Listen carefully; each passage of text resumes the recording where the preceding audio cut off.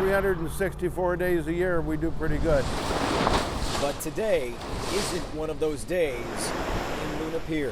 Hopefully there's nobody out there on the water. When you think you got everything tied down, there's always something that takes off and leaves with the wind. It comes in that fast, yeah. Flood and evacuation advisories quickly turned into warnings Thursday on Lake Erie. In between both seawalls. Oh, wow. It was dry 90 minutes ago. Now keep in mind, this flood watch still has about 12 hours or more to go, and the water is already rushing over seawalls here. You can see public works crews already trying to pump out water from around these houses, and neighbors in this area of Luna Pier tell me these are the houses that get it first and always get it the worst. Last year, both of them were flooded out severely. Tim Cartwright had to evacuate his home here on the point, but he's one of the lucky ones, having built his house 5 feet up. Last year I was in Florida and I heard that we were flooding and my wife lost her car. It was in the garage. The folks here have seen worse than this, but they'd still like to see this wind shift, and fast. People are just getting settled in from last year's flood. People that live like kitty corner from us across, they just finished all the renovations like maybe 3 months ago. Devastating for people because they love to live on the water, but at the same time, it's a price you pay sometimes in an area like this.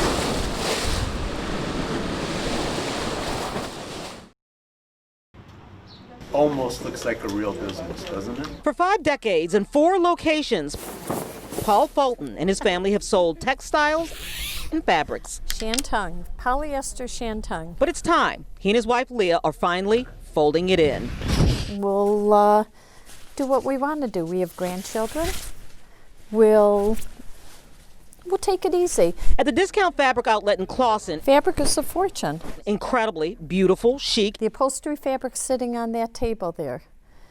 It's put out by a high-end company. And expensive fabrics for $71 a yard. Have been sold for $4.99 per yard for years. $47.70. But the store is closing its doors for good. The fact of the matter is, for as long as there's been a fabric warehouse, fabrics and textiles have been affordable to all.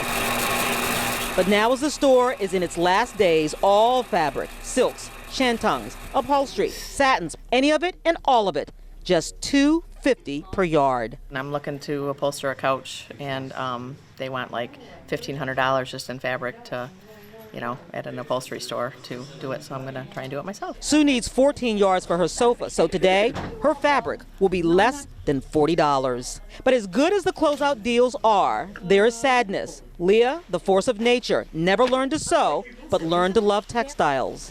I can't sew a button on, but I enjoy the fabric. It's a pretty business. It's a clean business. It's a fun business. Fabric is tactile. You want to touch it. You want to feel it.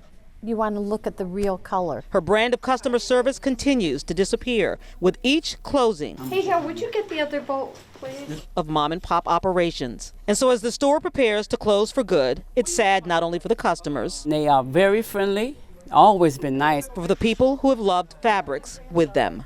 We make sewing affordable. Or I should say, we made sewing affordable for the average person. We're going to be missed. Paula Tutman, Local 4.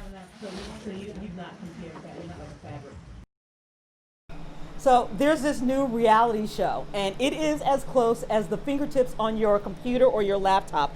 Macomb County Animal Control has launched this 24/7 kitty cam, and you can watch the antics of a wild and crazy cast of characters. And I need to tell you, some of the drama and the plot twist, as intricate as a Real Housewives episode. They call me a domestic long hair, but there's nothing domestic about me. My name is Squeaky, and the squeaky wheel gets the oil. It's not that I'm new to the show. I am the show. Boop! Welcome to the Real House Cats of Macomb County. There's high drama, but in here, the drama is real. Ace was rescued from a hoarding house with 30 other cats, but hasn't lost his sweetness, even though his life has been rough. They're all fantastic cats, though. They come into us mostly as strays. Sometimes we get owner surrenders. Misty just got to the cat house. Her owner just kind of left her and didn't think twice about her. And is eking out territory with cat fights that make the Real Housewives of Anywhere Else look tame. They weren't the friendliest at first, but now they're seeking attention and I don't know where to go from that.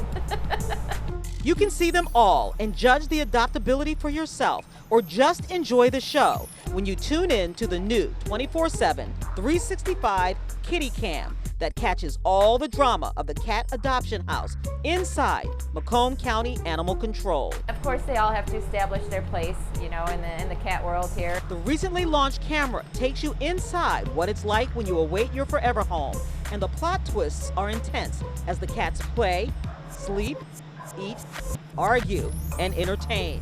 Never the same here. Each cat is primping and priming for Pet Adoption Day. That's at the shelter tomorrow. Everybody's $25, yes. Saving you as much as $200 on pet adoption fees thanks to a sponsorship from Bissell. And what better way to see before you adopt than to tune into Kitty Cam, the real house cats of Macomb County. It's happened at least 17 times. Late night eggings all over Royal Oak and Birmingham on streets like Cummings, Parker, Vincetta, and Grant. And here they are in action. This crew in a black Jeep Liberty have egged houses and cars for the past 2.5 weeks, and neighbors have had it. I couldn't believe I just witnessed that. In fact, James Tranquita was sitting in his Jeep when they egged an elderly couple's home right in front of him. So I hopped back in the car and gave chase, and when they got to very excessive speeds, I decided to take away. I was just trying to get their license plate, and they just took off. And James is the second homeowner to chase them. Take another look. The Liberty pulls up, a woman gets out, and with her left hand starts lobbing eggs. They're not being caught. They're going around, they're getting multiple eggings, and nobody's catching them. I sit in my Jeep a little bit longer now, just to see if they decide to come by again. The Mackenzie Street neighborhood on the west side has a drive-through for dumping, and neighbors have had it. They're passing garbage dumps to get to here. Miss Darlene Turner's family has been here since 1965, and Miss Quincy Kelly's family was the first black family here in 1963. We had trouble when we moved over here. They throwed eggs and stuff on our garage.